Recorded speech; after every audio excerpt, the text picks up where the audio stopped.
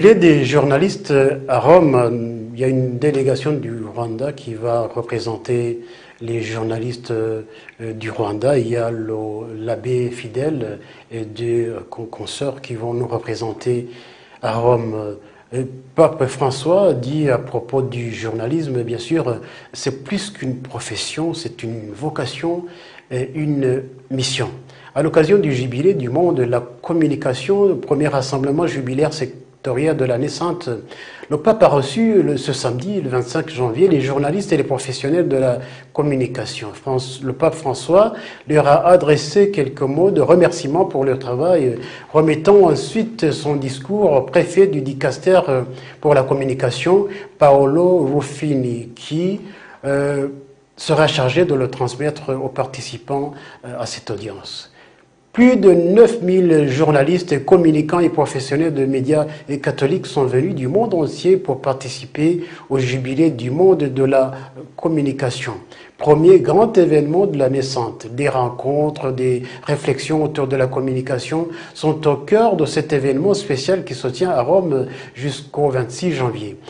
Des journalistes risquant leur vie à la recherche de la vérité. Dans la matinée de ce samedi 25 janvier, le pape a accueilli en audience dans la salle Paul VI du Vatican ce monde de la communication en cette période du jubilé, célébré à un moment difficile de l'histoire de l'humanité. Car le monde est encore blessé par les guerres et la violence, faisant couler le sang de nombreux innocents. Au milieu de tous ces conflits atroces, des journalistes continuent d'exercer leur métier. Dans son discours, le pape remercie du fond du cœur tous les professionnels de la communication qui risquent leur vie pour rechercher la vérité et dénoncer les horreurs de la guerre. Il assure de ses prières pour tous ceux qui ont sacrifié leur vie au cours de l'année écoulée, l'une des plus meurtrières pour les journalistes. Le successeur de Pierre mentionne également ces hommes et femmes des médias emprisonnés dans le monde pour avoir été fidèles à la profession de journaliste, de photographe, de vidéaste, pour avoir voulu aller de leurs propres yeux et pour avoir essayé de rapporter ce qu'ils ont vu. En cette année sainte, le pape lance un appel pressant aux gouvernants, celui de faire en sorte que tous les journalistes injustement emprisonnés soient libérés.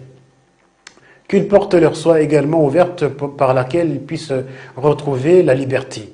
Le pape François estime que la liberté des journalistes accroît notre liberté à tous, leur liberté et la liberté de chacun d'entre nous. Tout comme l'ont fait ses prédécesseurs, le pape argentin demande que la liberté de la presse et la liberté d'exprimer ses pensées soient défendues et protégées, de même que le droit fondamental d'être informé.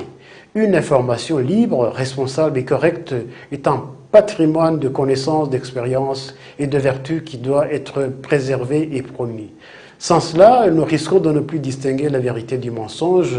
Nous nous exposons à des préjugés, à des polarisations croissantes qui détruisent les liens de la coexistence civile et empêchent de reconstruire la fraternité. Porter l'espérance, le défi des jeunes professionnels de la communication. Dans le palais du Latran, plus de 130 jeunes venant de 70 pays se sont réunis dans l'après-midi du vendredi 24 janvier pour débuter la rencontre internationale des jeunes. C'est une vocation et une mission, le journalisme. Poursuivant le Saint-Père s'est ensuite intéressé au métier de journaliste qui, plus qu'une profession, est une vocation et une mission.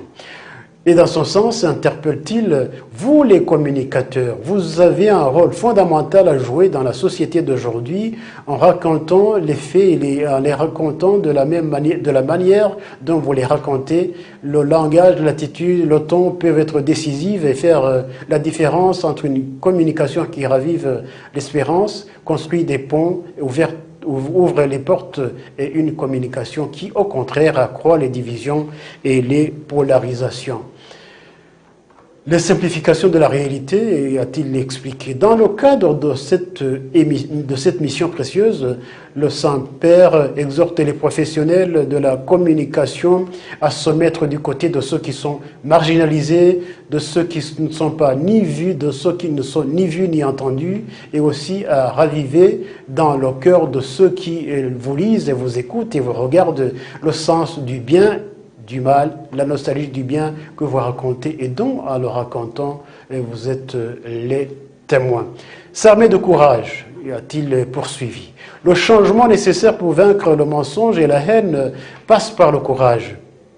Cette force qui vient du cœur et qui permet d'affronter les difficultés et les défis sans être submergé par la peur, note le pape François. La liberté, c'est le courage de choisir. Le souverain pontife invite donc à saisir l'occasion du jubilé pour renouveler, pour redécouvrir ce courage de libérer le cœur de ce qui le corrompt, mais aussi de remettre le respect de ce qu'il y a de plus haut et de plus noble dans notre humanité au centre du cœur, tout en évitant de le remplir de ce qui le pourrit. Pour lui, les choix de chacun comptent.